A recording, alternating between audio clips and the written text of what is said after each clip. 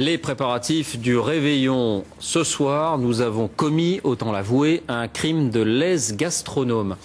On dépense parfois des fortunes pour du champagne, mais quelle est la part du snobisme? Autrement dit, qui sait vraiment reconnaître un bon cru d'un mousseux ou d'un crémant beaucoup moins prestigieux? Eh bien, nous avons testé, spécialistes et non spécialistes, à l'aveugle. Voici le résultat. Marie-Pierre Cassignard, Nathalie Gallet.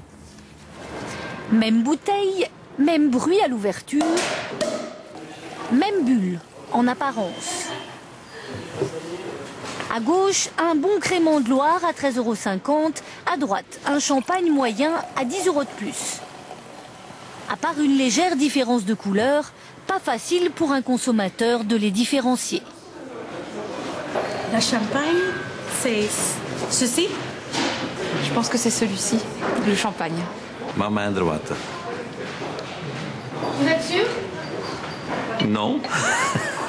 Eh oui, 3 sur 4 se sont trompés. Alors, aussi bon que le champagne, le pétillant?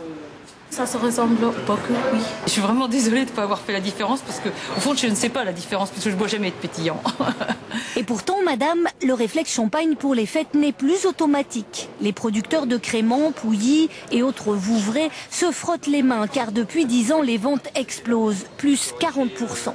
De 6 à 20 € la bouteille, les adeptes sont chaque année plus nombreux. Je veux faire découvrir des gens qui ne sont pas forcément des initiés du champagne ou même du vin et essayer de les surprendre en faisant découvrir quelque chose qui n'est pas du champagne mais qui peut être peut-être aussi bon. Peut-être aussi bon, mais différent. Le vieillissement, le terroir, les cépages ne sont souvent pas les mêmes. Pour cet œnologue, la diversité des pétillants est une richesse. En France, on a une grande variété de vins. Et justement, autant profiter de la crise pour retrouver cette variété et aller dans d'autres régions. Donc ce n'est pas une faute de goût, au contraire, c'est un peu un retour aux sources. Alors pétillant ou champagne pour ces fêtes, à vous de choisir avec modération.